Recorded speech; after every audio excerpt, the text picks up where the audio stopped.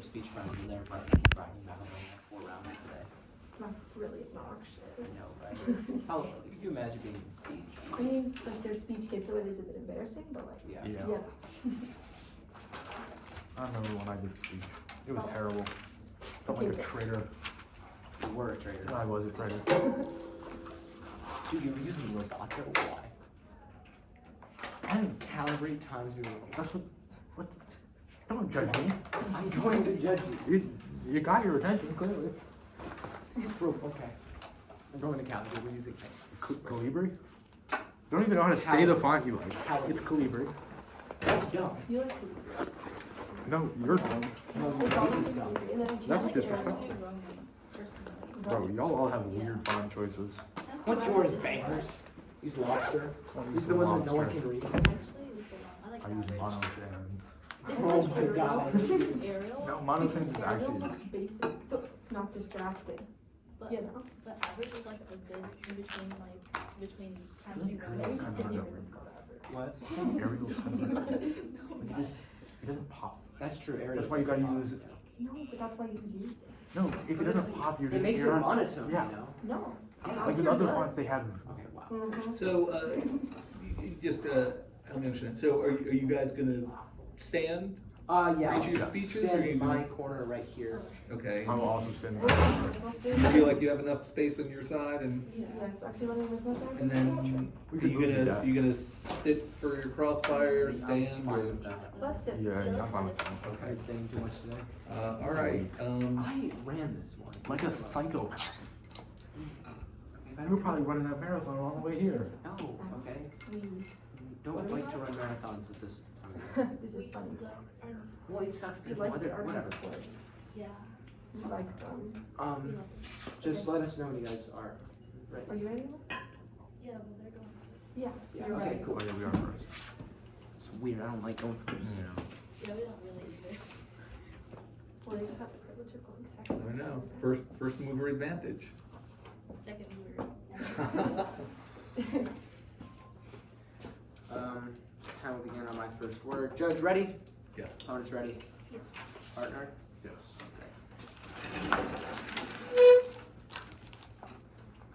Zach and I negate the resolution. Our first contention is upsetting Russia. In the status quo, India has close ties with Russia. Sen 22 explains that India wants to maintain a positive relationship with Russia because it needs Moscow's support in resolving its territorial conflict with its neighbors, especially China. It also wants to enjoy economic and military support from Russia. Furthermore, Russia repeatedly supported India at the UN on issues like Kashmir.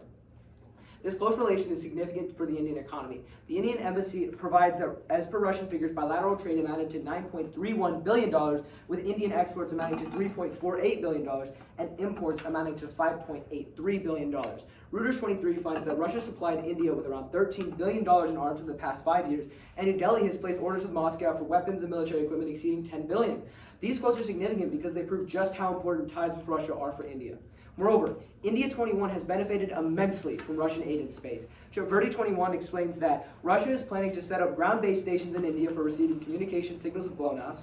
Similarly, ISRO will be allowed to set up IRNSS ground stations in Russia, calling it another giant leap in Indo-Russian collaboration in the realm of space. Indeed, PTI 21 adds that India and Russia have vowed to deepen collaboration in the space sector, including the human spaceflight program, and signed an agreement for cooperation in the building as well as the operation of launch vehicles.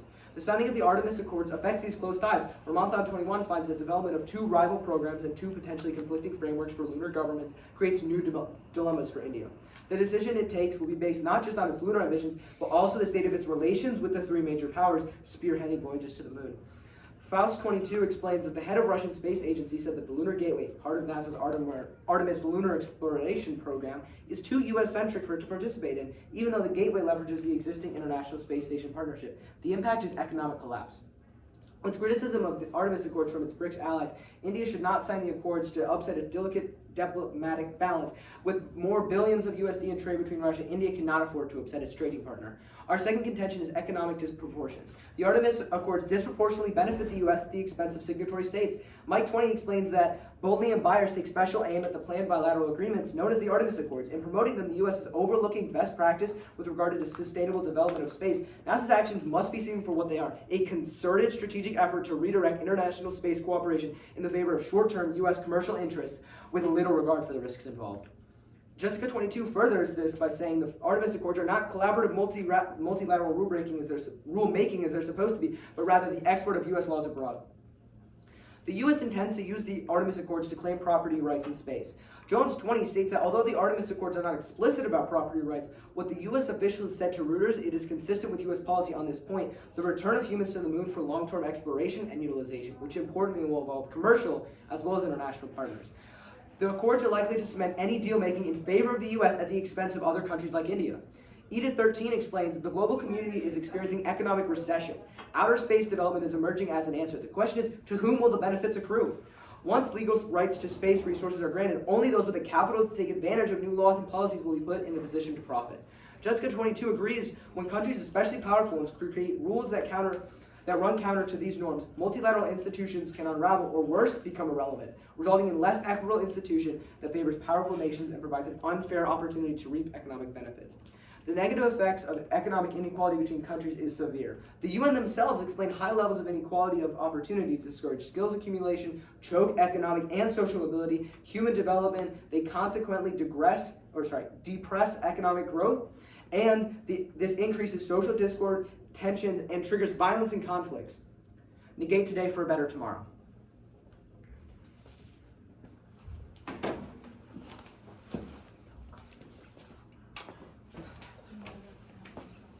It's okay, you can do it.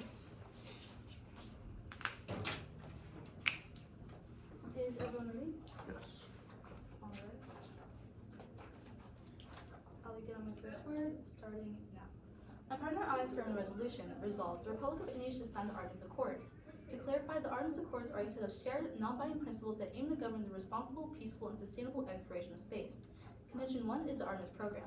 As explained by Space, the Artemis Program is NASA's newest program aiming to establish a sustainable human presence on and around the moon by the end of the 2020s, while also serving as a stepping stone towards Mars.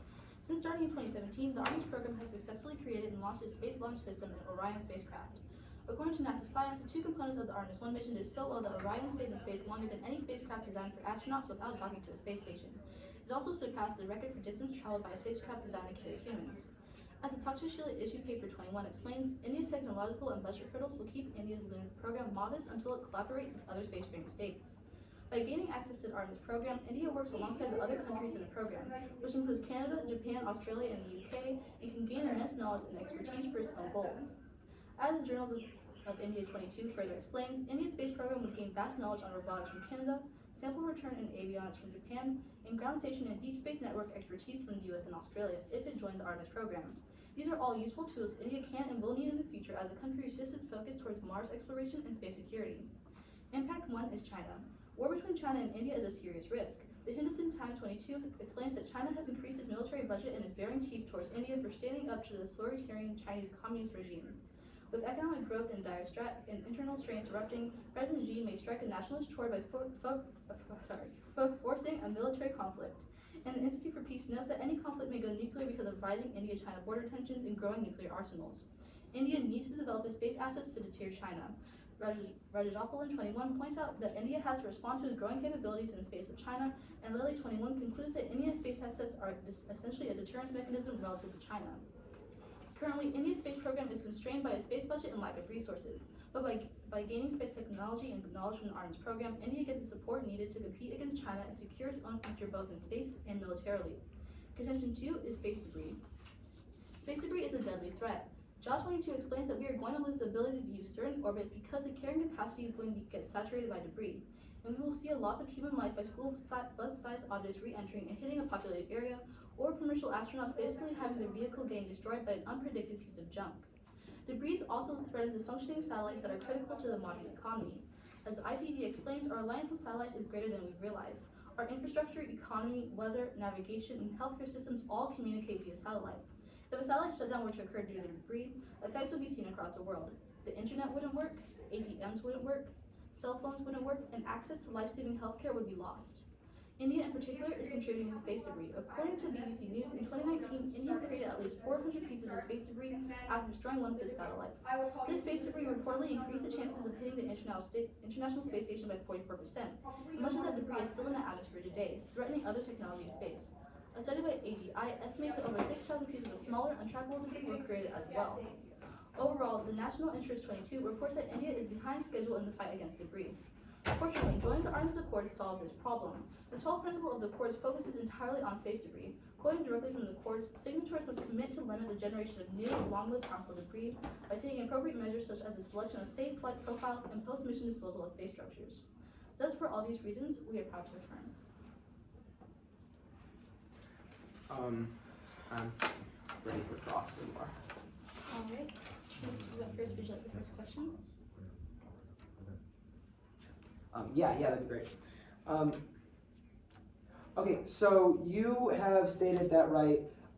India is going to get a lot of tech, or would get a lot of tech, and from joining Artemis, right? And so, how does this, like, what is the effect on India directly, like, for the average life of a person living in India? How does this benefit them? How does this benefit The people who live people in in India? Yeah. So currently with like the China and India border tensions, obviously that's going to have an impact on citizens, especially citizens who live on the border. And so by increasing their military technology through help with the Artemis program, India is able to deter China, and that's going to decrease conflict on the border, and that's going to help citizens substantially. Does that answer your question? Yes. Okay. Thank you. So I think I just wanted to understand. So you're saying that Russia supplies India with like arms, and that's like billions of dollars. So it's arms and then other critical industries like oil is a big, Russia's a big exporter of oil to India, and India relies on Russia for military and trade.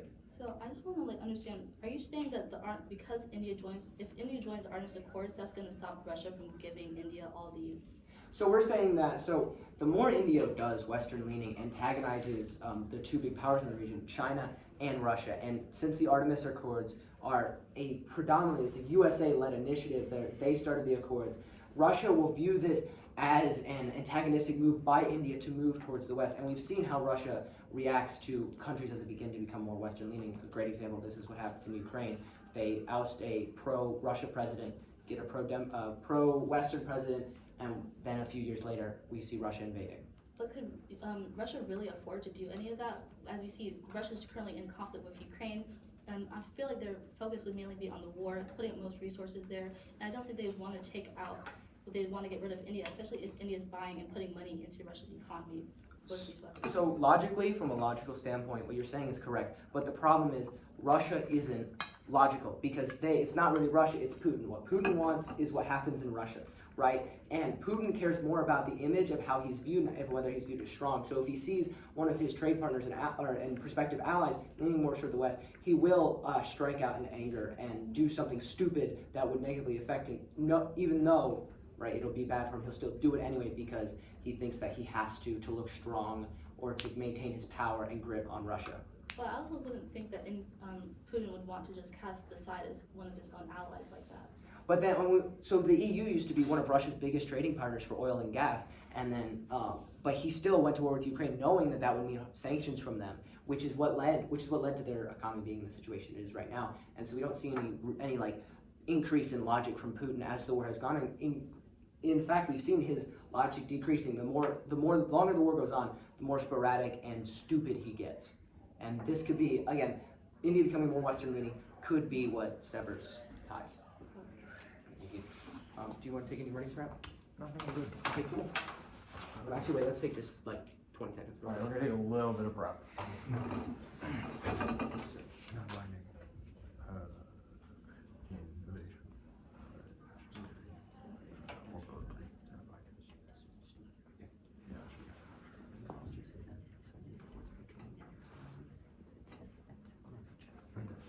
Alright, we used 17 seconds of prep.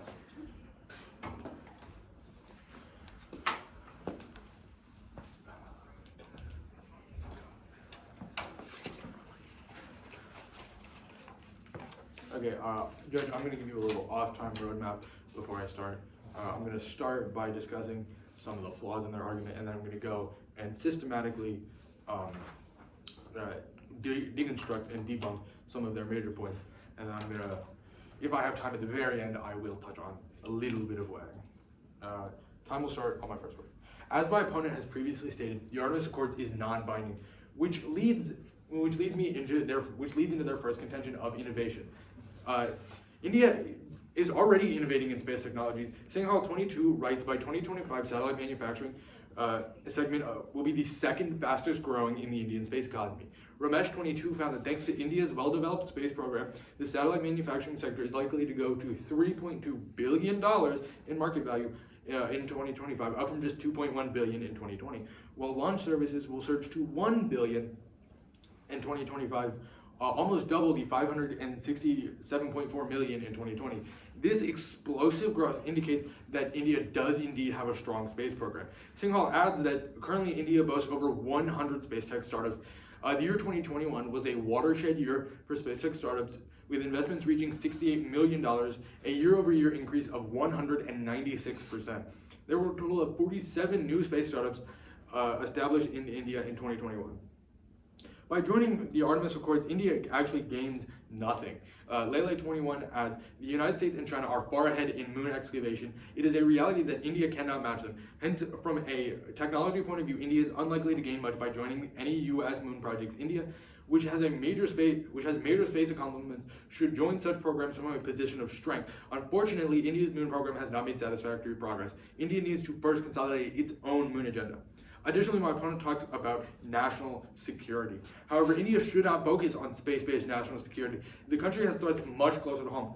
Plant 19 explains along its land frontiers, India faces disputes with and competing territorial claims with both Pakistan and China. He has that the twin military challenges posed by Pakistan and China thus reflect a critical shift in these two countries' military capabilities and operational postures. They demand, in turn, different command structures involving tri-service cooperation and capabilities for the Indian Armed Services. They also mention orbital debris. However, orbital debris is not an issue. Our target to reduce orbital debris are in fact very low. Kirk 15 explains, fortunately, the largest targets for active debris removal scientists believe will allow us to forestall an irreversible cascade of collisions are relatively modest. The most common estimate is that removing just 5 to 10 large pieces of debris per year is more than enough to keep Kessler syndrome at bay. Even more encouraging is that the broad array of national and private actors are exploring the plethora of ADR methods. India is reducing their space debris in the current status quo. Singhal signifies the debris created by India's anti-satellite test in March, which my opponent referenced, seems to have decayed or disintegrated, and India's contribution to space debris has fallen to the lowest levels in the last 4 years.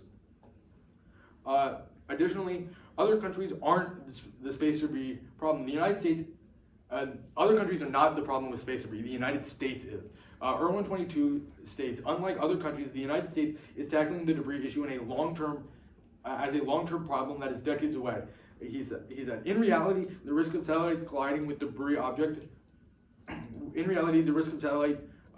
colliding with debris objects and debris-on-debris collisions create even more space junk, is increasing rapidly and could soon begin to impact the industry's ability to operate satellites reliably. This proves that India is not the problem when it comes to space debris. The United States is. Additionally, I want to return to the fact that the Artemis Accords are non-binding. So while our case talks about diplomatic and economic problems that India will face if they ratify them, our opponents talk about some potential, not guaranteed benefits. They mention a lot of technology, but as we've previously stated, these countries are not required to share their technology and have no real incentive to. This is why you need to negate today for a better tomorrow. Okay, perfect. I'm going to take my makeup and I'll start that down.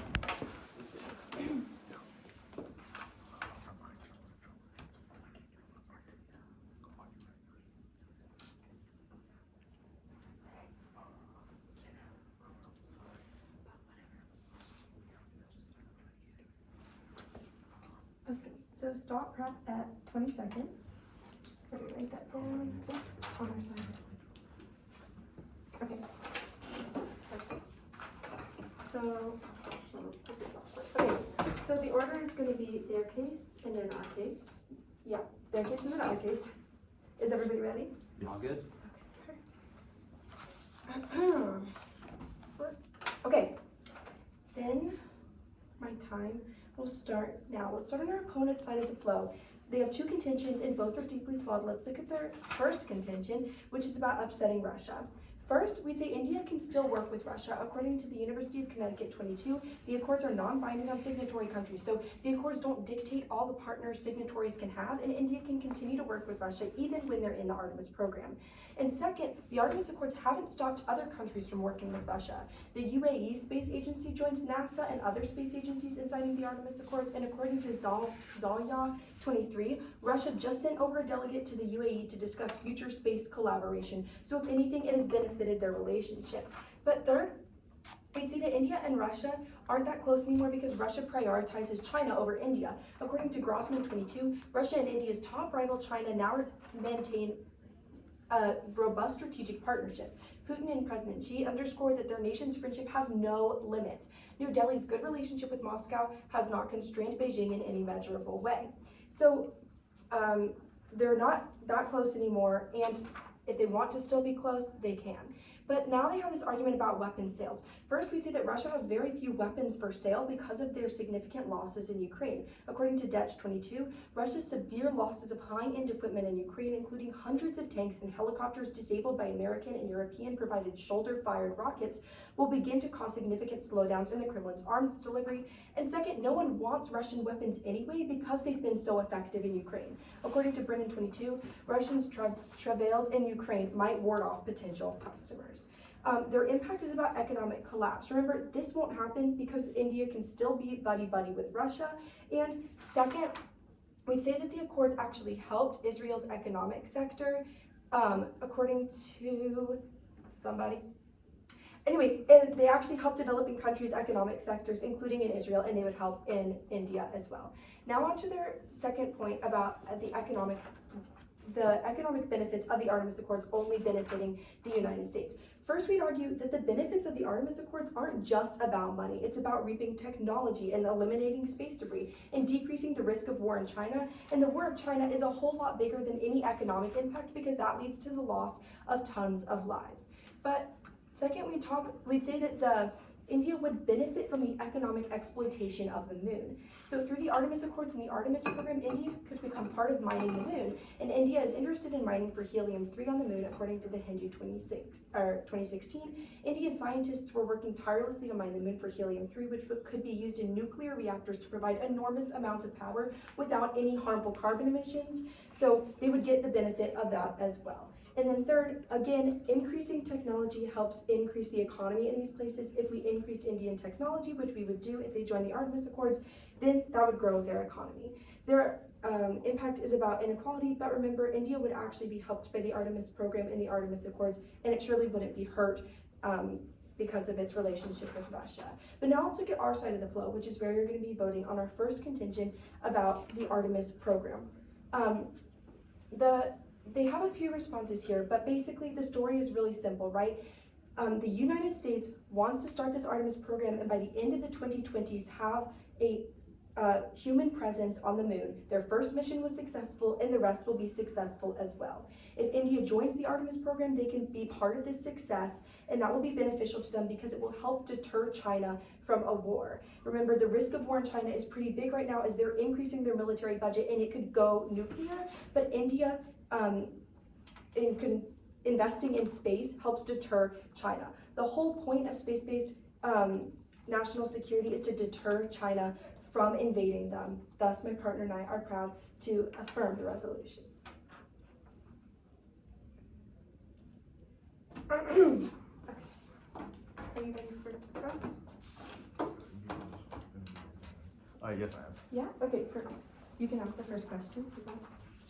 Okay, I wanted to briefly question, you keep bringing up technology sharing, and you yourselves have admitted that this is a non-binding agreement. There's no framework in the agreement itself that requires technology sharing. So why would the United States share potentially very secretive technology with India, who is in very close proximity to some of the United States' very serious geopolitical rivals? Yeah, well, I guess we'd say there's two answers to that. One is that in the Artemis Accords, they are required to share their data, right? So once India procures this data, they can use that data to create that technology. But then I guess what we would say second is that the United States is basically the whole point of the Artemis program is collaboration, right? And through collaboration, they're gonna have to share some of their technology. Like, it's inevitable. They can't be like, hey, will you come help us, but not look at any of our technology? Like, we are blindfolded around our technology. So India's gonna get some of that technology that way. Okay, I mean, your first point was that it is required, but it's really not required. As again, we both stated, it's not a legally binding agreement. So when you say it's required, you really mean it's suggested. So while it is suggested, and cooperation would, in theory, lead to some technological sharing, it is not nearly on the scale you seem to claim it is. You seem to claim this is a massive migration of technology and of data and all of these things. Yeah. But in reality, I doubt it would be such a great transfer that it would outweigh all of the downsides. But like, it would be such a great transfer because India is going to be like, they're the third biggest spacefaring nation in the world, right? And right now they aren't really on this whole idea of the moon, but once they work with the United States, then they'll get all these resources so that they can be more competitive in the space sector and be more than the third biggest spacefaring nation in the world. So, I mean, yes, but may I ask you a Yeah, question? go ahead. Okay, so can you explain to me in one sentence why India shouldn't focus on space-based national security if it is a deterrence mechanism to China for invasion?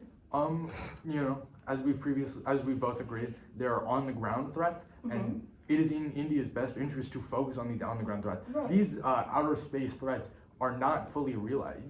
I believe that's what you're saying. Is there are threats in outer space, right? No, basically what our argument is that when we go military in space, not we, but when India goes military in space, China's like, oh my gosh, India could totally attack our satellites and blow them up at any second. We're not gonna invade them because that would be horrible. Well, couldn't China do the same thing? China's you said it yourself, they're massively increasing the defense budget. Yeah. So would that defense budget not just immediately be redirected to space warfare? Well, I mean, they're both doing the same thing, right? Like, China's bolstering its military, we could invade you at any second, and then so is fine. India. I'm gonna take a little bit of running through it and. Pro team, I'm sorry to interrupt. Who's Amaya, who's Caroline? And I'm Caroline. Thank you. Just wanted to make sure I got it right.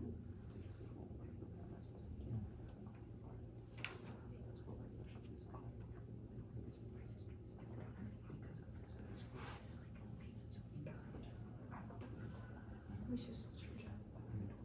Because I don't think I would. I don't know.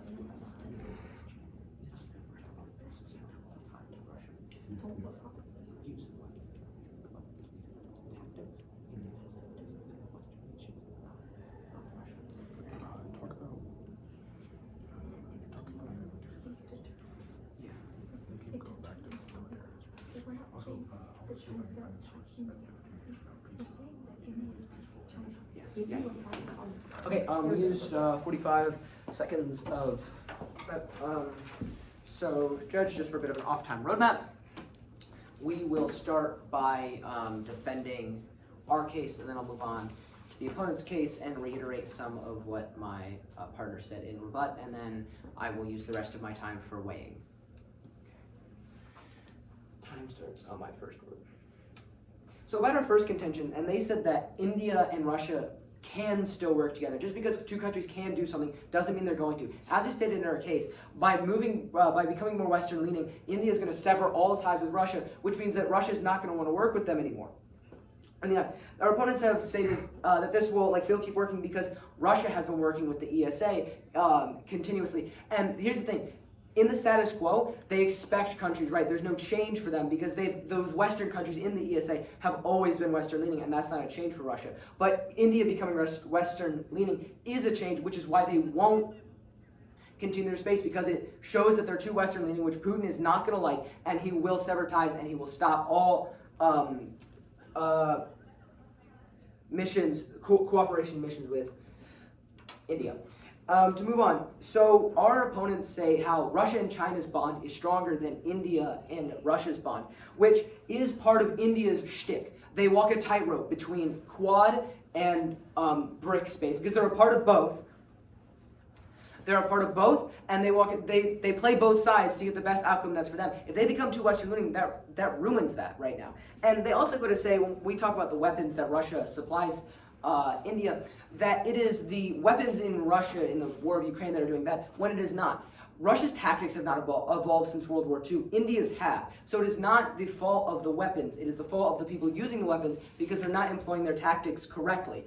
To move on, our opponents also say that tensions are increasing. Where we have a card that says Modi has approved MOU between India and Bhutan on cooperation in peaceful uses of outer space, signed on November 19th. And this is just showing that India and China aren't going to increase their or escalate anything into space. They're going to keep it on the land. Now, next up, they say that the Artemis Accords aren't about the economy. This is simply not true. Our opponents have stated that the Artemis Accords make countries share technology between other, which helps their economy. This is a direct link to the Artemis Accords affecting this economy, which disproves their point that the Artemis Accords do not affect their economy. Now, and they also said that by joining with the Artemis Accords, this deters China. No, it doesn't. It just antagonizes China further and alienates Russia, which will stop the flow of weapons. And the mining on the moon of helium-3 is far off, and we won't see benefits for a long time. As my opponent already said in his rebuttal, it's not going to increase technology because they're not legally binding, and India isn't in a position to properly utilize it, and that the economy, they won't get the benefits from the economy, which again, my opponent mentioned in his rebuttal. And they also say that part of Artemis will strengthen India's defense in space, but there's no definite part of the Artemis Accords where they talk about defense in space. It's mostly about space exploration. To move, and that is why you should, also our opponents should completely drop their contention on space debris, so please ignore any impacts from that. That is why you should negate the resolution. Thank you. I haven't let him water all day. Starting now. Okay.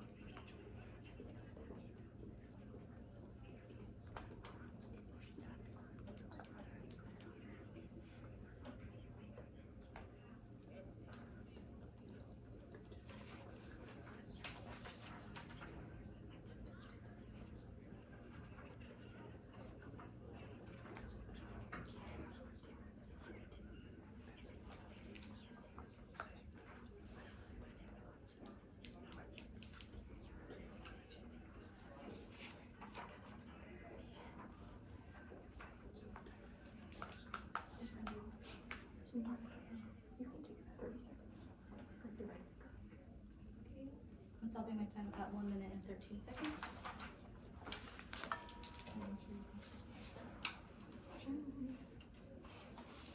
You're so sure.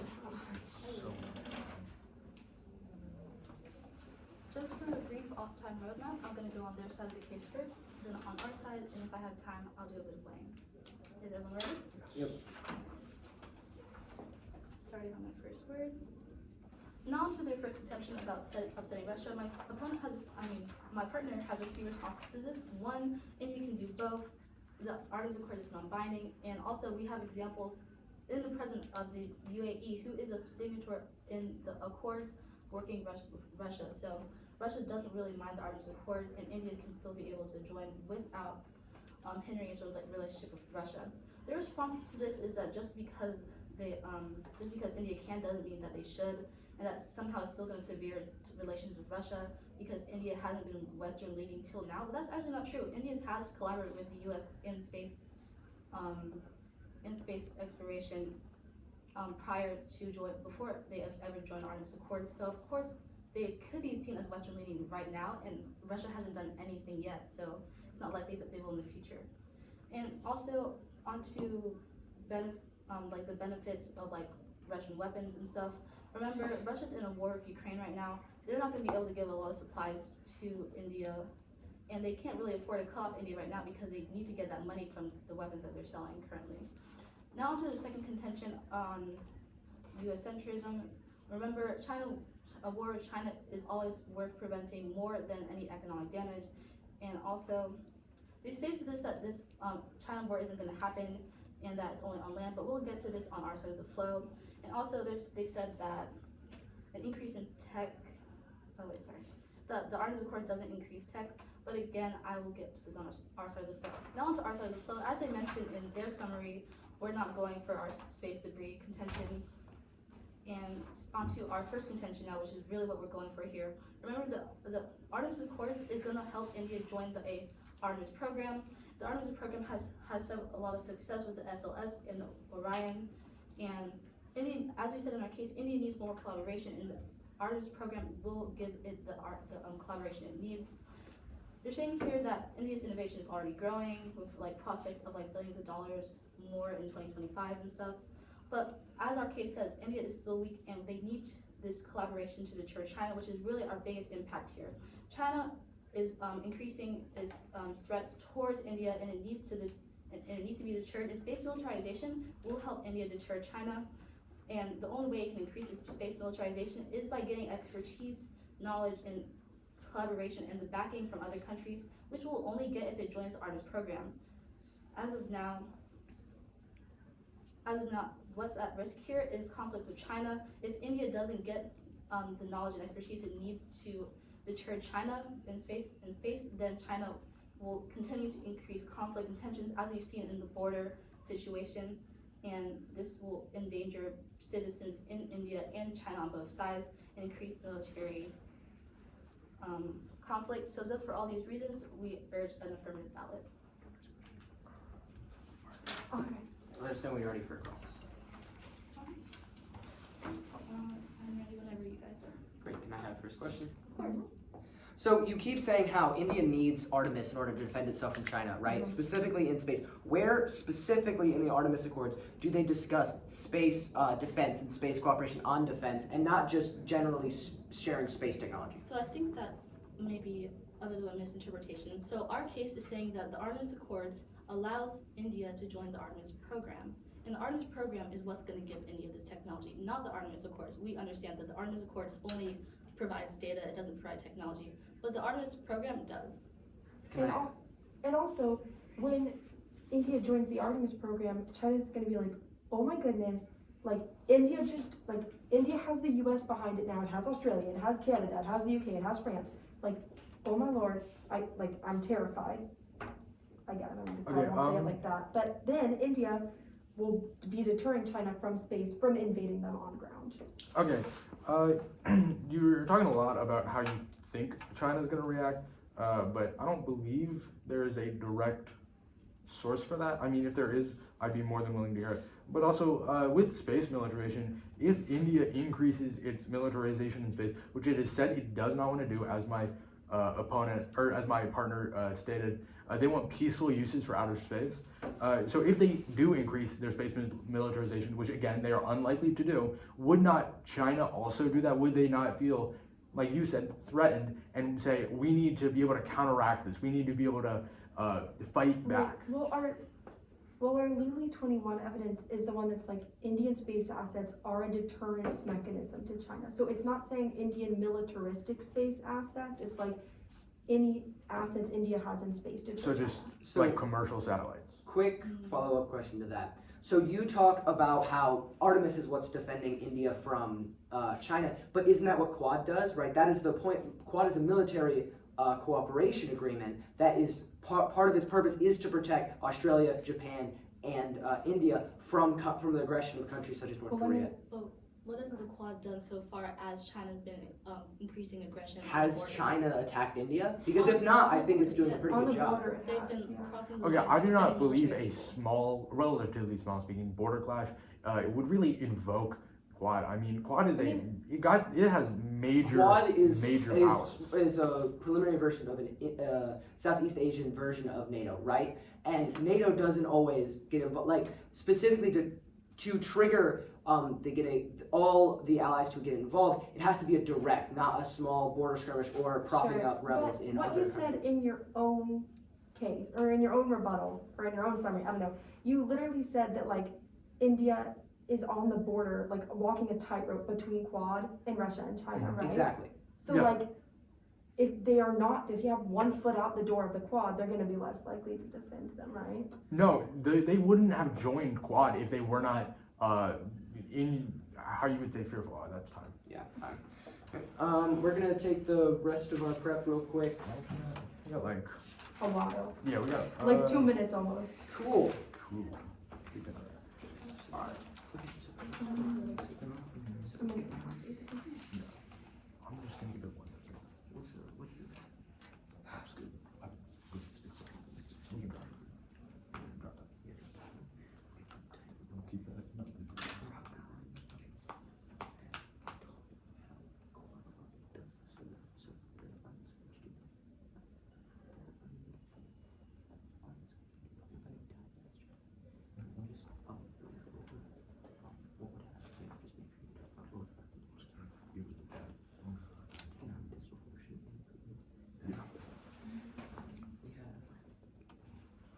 I think we're Okay, well, that's what we're gonna use of our prep. I'm